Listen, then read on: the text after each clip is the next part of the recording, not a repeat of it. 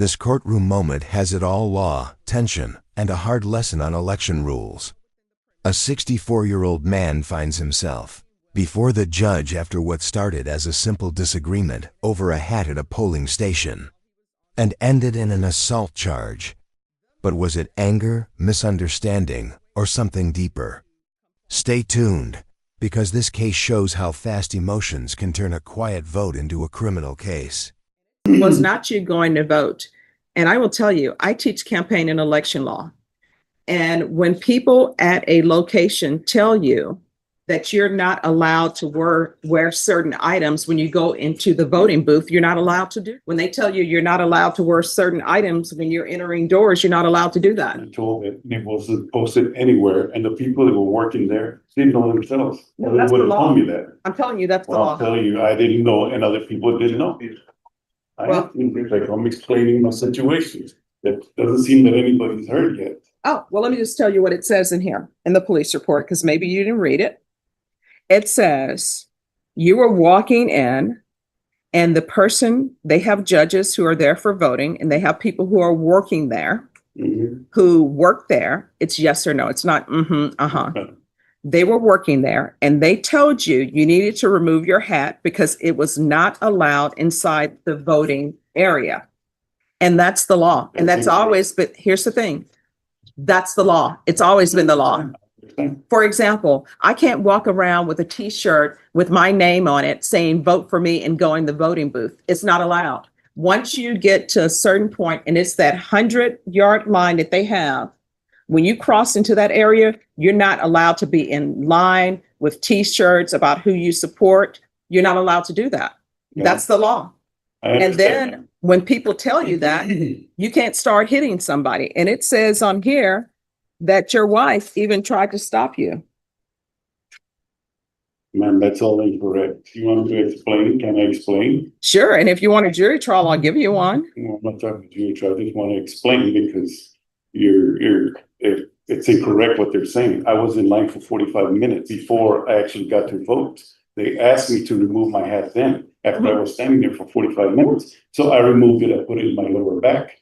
I went through the whole voting situation. When I went out the other side, this person that had already harassed me in 2 other previous times that I went to go vote in a different location was again there. I walked away from him twice, 2 other times, when he was verbally harassing me. Okay, this is the 3rd time. And this 3rd time, I walked away from him again twice. He would not let me walk out of that place without harassing me and getting physical with me. All right. So That's when my wife was trying to. let me tell you what it says in here. And I go by this document. It says that the complainant went on by explaining that as part of his duties, he is supposed to advise voters that they are not permitted to wear or display candidates on their person while they are on the polling premises. It says he observed an older adult male inside the polling premises, and you had displayed campaign material, which was your hat. He observed the violation. He contacted the male and advised him that he would need to refrain from wearing the hat while on the premises. The complainant explained that the male complied with his instructions while he was voting, but then put the hat back on as he was making his way to exit the premises. At the time, the male was still inside the building and clearly well within the premises. Due to still being well within the premises, he approached you again and advised you to remove the hat while he was on the premises. The male, that's you, explained that he was on his way out and refused to comply.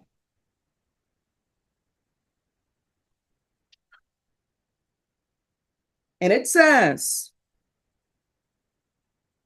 he began to follow you and told you again to remove your hat. And as you were about to exit, you struck him on the chest and facial area several times with your fist, causing him pain and discomfort. And then it says, another witness and your wife began telling you to stop. And then that's when you left. I don't know why when people go to places how hard it is to follow instructions. When they say you can't do something, you can't do it. And if you want to complain about it, complain to your legislature. If you want to wear campaign materials inside a location while you're voting, if you want to wear it within the 100 lines, because they have those lines marked with a white, sometimes yellow line.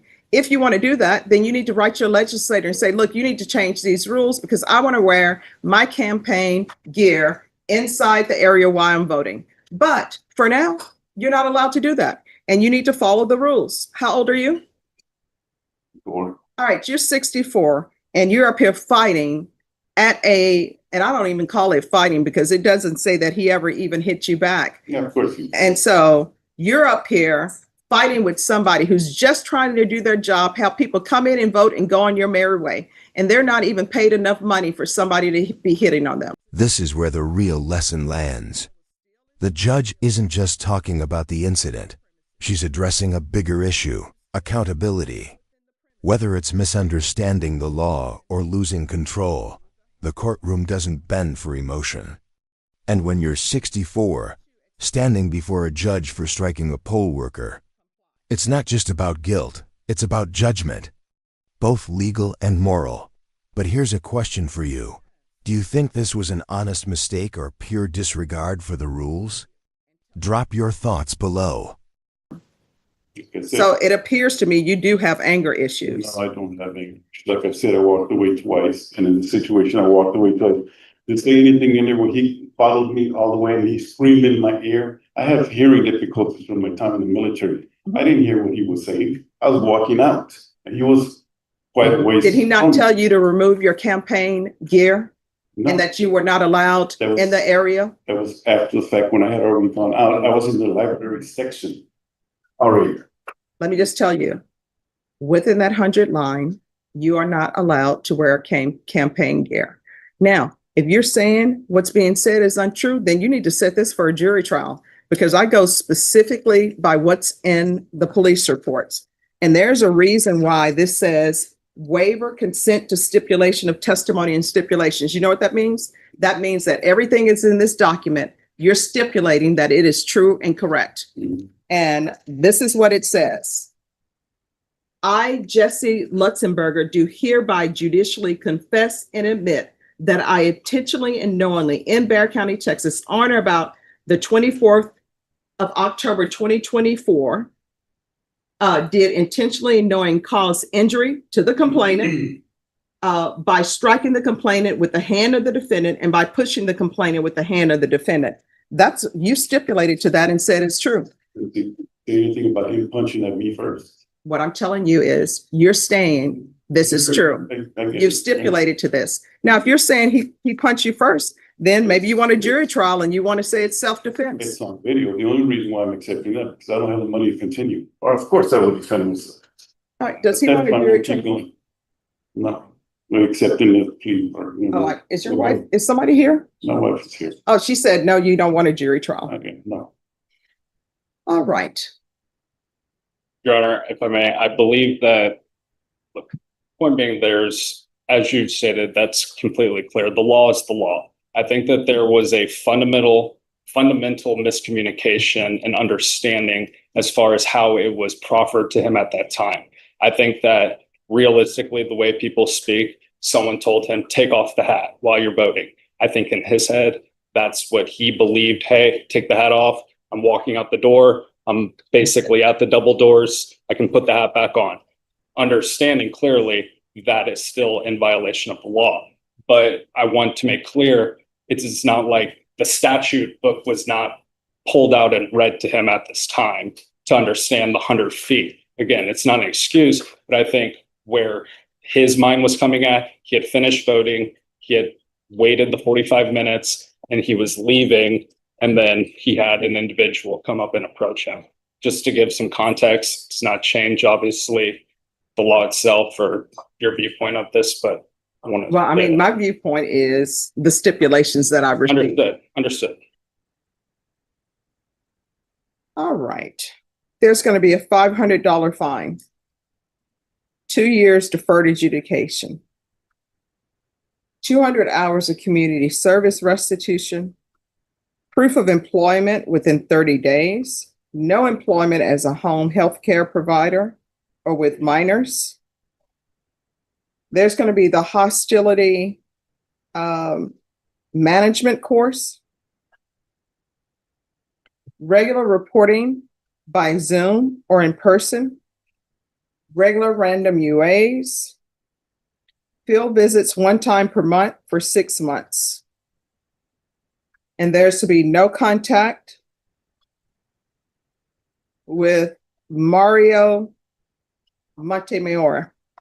Is there anything else you need from the court to be successful? No, I'd just like to say that all this is my self-defense.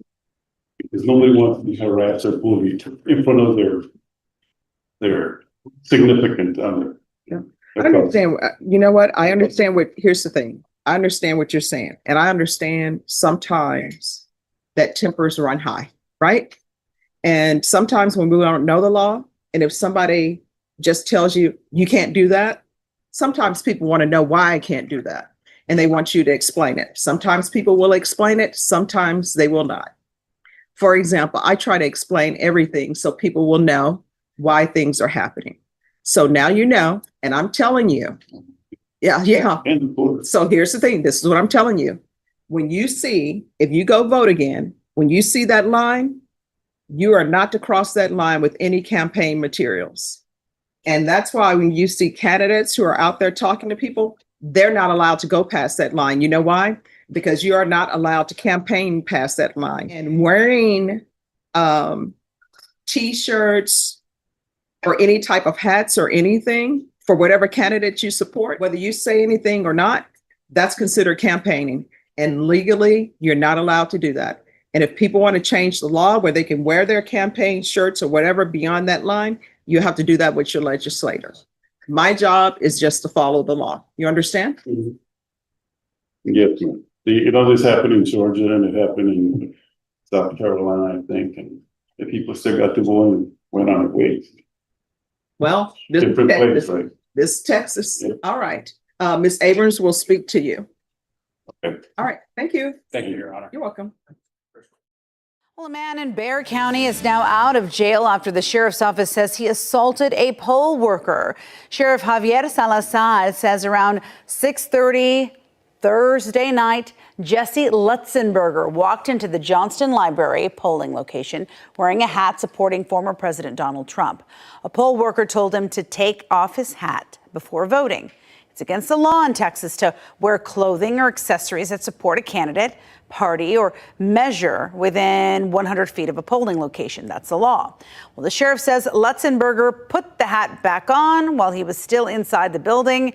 As he was escorted out, the sheriff says the man punched a poll worker several times. We're asking everybody to please, tone down the violence. It's just not something. There's no room for violence when it comes to the political realm. We just can't tolerate it. We can't allow it to happen. Lutzenberger is facing a charge. So here's how it all ended. A $500 fine, 2 years deferred adjudication, community service, and mandatory anger management. The judge's message was clear. Freedom of expression ends where the law begins. In Texas, campaign material has no place within 100 feet of a polling station. What do you think? Was justice served? Or was this punishment too harsh for a misunderstanding?